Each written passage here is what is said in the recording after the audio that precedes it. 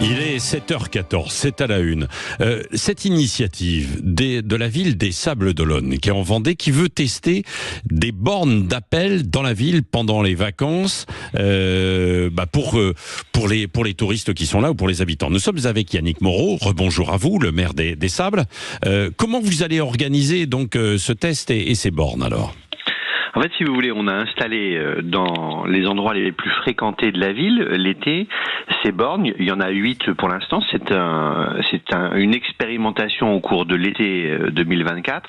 Simplement parce qu'on n'a pas les renforts mobiles de CRS auxquels nous avons droit habituellement du fait des Jeux Olympiques. Ils ont été requis pour la protection et la sécurité des sites olympiques. Et donc, c'est 70 CRS qui font défaut au cœur de l'été aux Sables-d'Olonne lorsque la population passe grosso modo de 50 000 personnes à 250 000 ou 300 000 personnes. Il n'y aura aucun renfort. Et non, on le sait depuis longtemps. Ouais. Le gouvernement, le ministre de l'Intérieur nous l'a annoncé il y a un peu plus de 18 mois. Et donc on a essayé d'anticiper cette absence de renforts mobiles. Alors on aura peut-être des renforts de réservistes, des renforts locaux du département de la Vendée ou de la région des Pays de la Loire si jamais il y avait des difficultés. Mais le mot d'ordre, c'était débrouillez-vous et gérez votre sécurité. C'est ce que nous faisons. Nous avons renforcé nos effectifs de police municipale. Nous avons renforcé le nombre de caméras de vidéoprotection, assez nettement d'ailleurs, parce qu'en 5 ans, on est passé d'une vingtaine à 250 cet été au Sables-d'Olonne. Et nous testons ces bornes d'appel d'urgence à la police municipale qui sont positionnées, je le disais, aux endroits les plus fréquentés et en fait qui fonctionnent très simplement. En pressant un bouton, vous déclenchez à la fois la caméra de la borne, vous déclenchez à la fois un appel direct au standard de la police municipale et vous braquez les caméras de vidéoprotection qui sont autour de la borne de manière à dissuader un agresseur ou une personne indélicate de commettre une agression, un délit, que sais-je. Bref, vous raccourcissez le délai d'information de la police municipale et d'intervention de la police municipale. Ouais. Et là, vous avez mis des renforts, vous, de policiers municipaux pour qu'ils puissent intervenir éventuellement, le cas échéant. Ah oui, là, on est, si vous voulez, on a armé notre police municipale et les postes de police municipale pour qu'ils fonctionnent 7 jours sur 7, 24 heures sur 24, tout l'été 2024. Vous avez armé votre police municipale ? Oui, tout à fait, oui. Oui, c'est un choix dans le monde dans lequel on vit. Ouais. On estime qu'il est plus prudent que les gens qui sont chargés d'assurer notre sécurité puissent être armés et se défendre et protéger la population sablaise comme les visiteurs.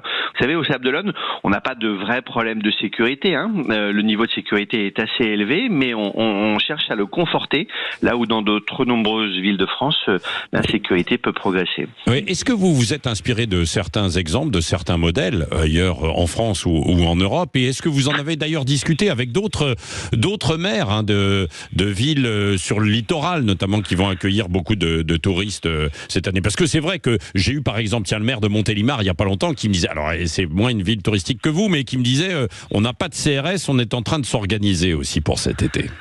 On fait tous la même chose. On actionne tous le système D.